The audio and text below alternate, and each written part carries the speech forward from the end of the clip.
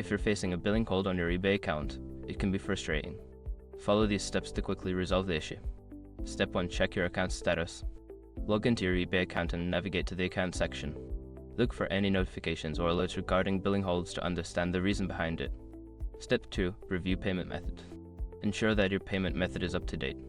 Go to payment information and check if your credit card or PayPal account is valid and has sufficient funds. Step 3. Pay outstanding fees. Before filing a refund or dispute, use the escrow.com link in the description to open the refund dispute deadline calculator and confirm your deadline. Step 4. Contact eBay customer support. If the hold persists, reach out to eBay customer support.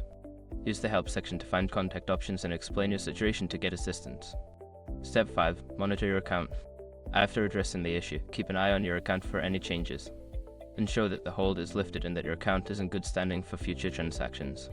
By following these steps, you should be able to resolve billing holds on your eBay account quickly. If issues continue, consider regularly checking your account settings and payment methods to avoid future holds.